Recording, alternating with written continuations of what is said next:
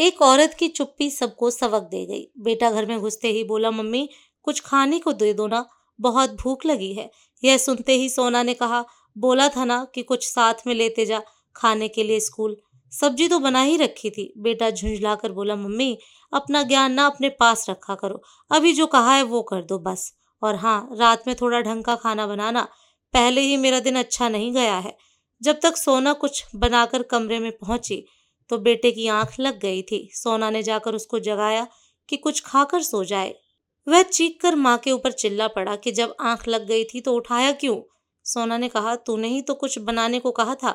बेटा बोला, मम्मी एक तो स्कूल में टेंशन, ऊपर से तुम अजीब से काम करती हो, कभी तो थोड़ा दिमाग लगाया करो। तभी घंटी बजी, बेटी भी आ गई थी। सोना ने प्यार से पूछा, आ गई मेरी बेटी, कैसा रहा दिन? वह बैग पटक कर बोली, मम्मी आज पेपर अच्छा नहीं हुआ। सोना ने कहा, कोई बात नहीं बेटी, अगली बार अच्छा कर लेना। बेटी चीख कर बोली, अगली बार क्या ठीक करूंगी, रिजल्ट तो अभी खराब हुआ ना। मम्मी तुम जाओ यहाँ से, तुमको कुछ नहीं पता। सोना उसके कमरे से भी निकल आई। शाम को जब पतिदेव आए तो उनका भी मुंह लाल था। थोड़ी बात करने की कोशिश की, उनकी परेशानी जानने की कोशिश करने लगी तो वह भी झल्लाकर बोले, यार मुझे अब तुम तंग ना करो, मुझे अकेला छोड़ दो। पहले ही दुकान पर घाटा लग चुका है और अब तुम भी शुरू हो गई। सोना न जाने कितने वर्षों से यही सब सुनती आ रही थी। सबके क्रोध, चिड़चिड़ेपन और झल्लाहट को उतारने की जगह वही तो थी। वह आहत हो उठी, उदास होकर अकेले बैठकर सोचने लगी, हम औरतें भी ना गजब की बनी है। दुनिया की चिंता हमें रहती है, मगर अपनी चिंता ही नहीं रहती, हमें अपनी ही इज्जत करवानी नहीं आती। सोना ने सबको खाना खिलाया और फिर स्वयं खाने के बाद अपने कमरे में चली गई। उसने सबको अपना महत्व समझाने के लिए एक योजना तैयार कर ली। अगले दिन से किसी से भी कुछ भी पूछना कहना बंद कर दिया।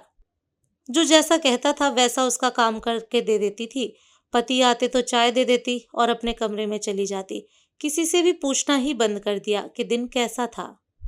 बेटा और बेटी स्कूल से आते तो सोना कुछ नहीं बोलती थी और ना कुछ पूछती। यह सिलसिला कुछ दिन चला और सप्ताह बीत गया। रविवार के दिन उसके पतिदेव बेटे और बेटी को साथ लेकर सोना के पास आए और बोले, तुम्हारी तबीयत तो ठीक है ना? आखिर हुआ क्या है जो इतने दिनों से चुप हो? बच्चे भी हैरानी से देख रहे थे। थोड़ी देर चुप रहने के बाद सोना बोली, मेरी तबीयत बिल्कुल ठीक है। हुआ क्या है, जब तुम लोगों को मेरे बोलने पर परेशानी होती है तो मुझे चुप ही तो रहना चाहिए कि नहीं? सभी चुपचाप सोना को देख रहे थे। मैं कोई मशीन हूँ क्या कि जो भी आया अपना सारा गुस्सा या अपना चिड़चिड़ापन मुझ पे निकाल देता है? मैं भी इंतजार करती हूँ तुम लोगों का, पूरे दिन काम करके कि अब मेरे बच्चे आएंगे, पति आएंगे, दो मीठे बोल बोलेंगे प्यार के। और तुम लोग क्या करते हो? आते ही मुझे झिड़कना और डांटना शुरू कर देते हो। अगर तुम लोगों का दिन अच्छा नहीं बीता तो क्या वो मेरी गलती होती है? हर बार मुझ पर ही किसी ना किसी बहाने से चिल्लाना सही है क्या? सोना बोलती जा रही थी। कभी तुम सबने पूछा कि मुझे दिन भर में कोई तकलीफ तो नहीं हुई?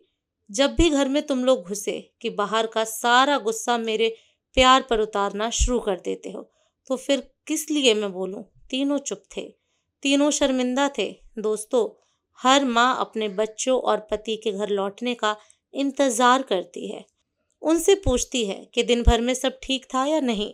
लेकिन कभी कभी हम उनके प्यार और लगाव को सहज उपलब्ध मानकर केवल उपेक्षित ही नहीं करते, बल्कि यह भी मान लेते हैं कि इनका काम ही बिना शर्त प्यार देना है।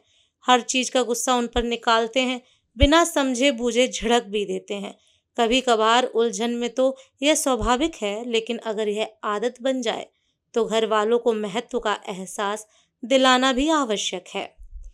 सभी महिलाओं को समर्पित कुछ ये शब्द हैं कि तुम खुद को कम मत आंको, खुद पर गर्व करो, क्योंकि तुम हो तो थाली में गर्म रोटी है, ममता की ठंडक है, प्यार की ऊष्मा है, तुमसे घर में संझा बाती है, घर लौटने की इच्छा है।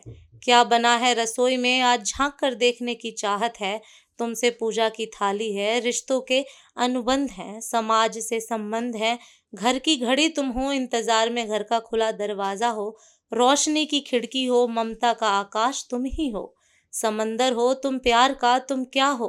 खुद को जानो, उन्हें बताओ जो तुम्हें जानते नहीं और कहते हैं तुम करती क्या हो।